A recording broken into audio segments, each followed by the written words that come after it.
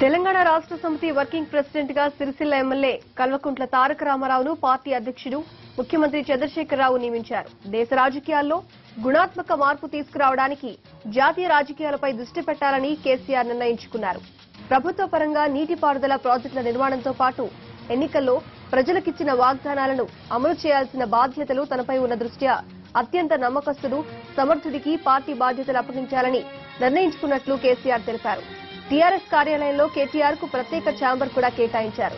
అక్కడి నుంచి ఆయన బాధ్యతలు నిర్వహిస్తారు.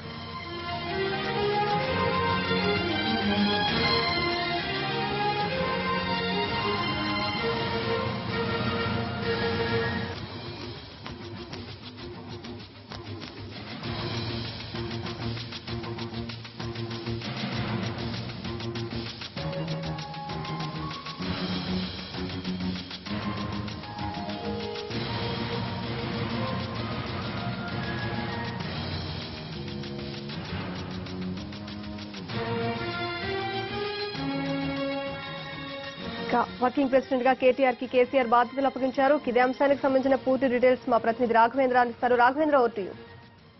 టీఆర్ఎస్ వర్కింగ్ ప్రెసిడెంట్ గా కేటీఆర్ ను నియమించారు. ఈ నేపథ్యంలో తెలంగాణ భవన్ లో కేటీఆర్ కు ప్రత్యేక ఛాంబర్ రెడీ అవుతుంది. దీనికి సంబంధించిన పార్టీ ఆఫీస్ సిబ్బంది దీనికి సంబంధించిన ఏర్పాటు చేస్తున్నారు. ఇప్పటి వరకు ఇదంతా కూడా జనరల్ హాల్ గా ఉండేది. దీనికి సంబంధించి ప్రత్యేకమైన మధ్యలో బ్రేక్ చేస్తూ ఒక ఏర్పాటు చేస్తున్నారు. ఇది ఇంతకుముందు పార్టీకి సంబంధించిన కీలకమైన ముఖ్య నేతల సమావేశం జరిగే హాల్గా ఉండేది. ఈ నేపథ్యంలో ఇవాళ వర్కింగ్ ప్రెసిడెంట్గా కేటీఆర్కు బాధ్యతలు అప్పగించిన నేపథ్యంలో ఇక్కడ ఆయన కోసం ప్రత్యేకంగా ఆఫీస్ రూమ్ను తయారు చేస్తున్నారు. ఇక్కడ నుంచి ఆయన పార్టీకి సంబంధించిన కార్యకలాపాలన్నీ కూడా నిర్వహించబోతున్నారు.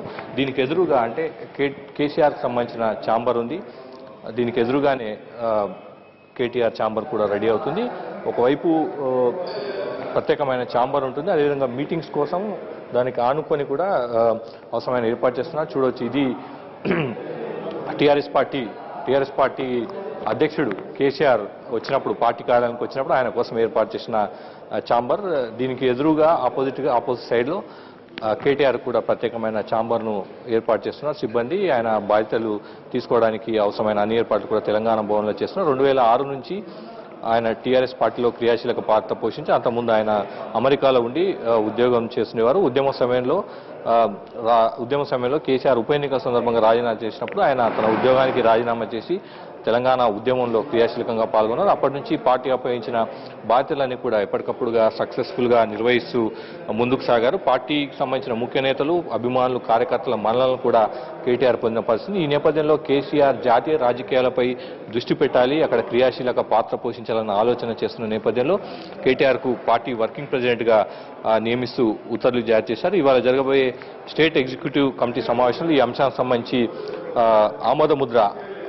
ఆమోద ముద్ర వేసే అవకాశం కూడా కనిపిస్తుంది. మొత్తం మీద అందరూ ఊహించినట్టుగానే కేటీఆర్కు మరోసారి కీలక బాధ్యతలు అప్పగించారు. ఇకపై పార్టీకి సంబంధించిన కార్యకలాపాలన్నీ కూడా ఆయన తెలంగాణ భవన్లోని తన ఛాంబర్లో నుంచి నిర్వహిస్తారు. కెమెరామెన్ సంతోష్తో కలిసి రాఘవేంద్ర, ఎన్టీవీ, హైదరాబాద్.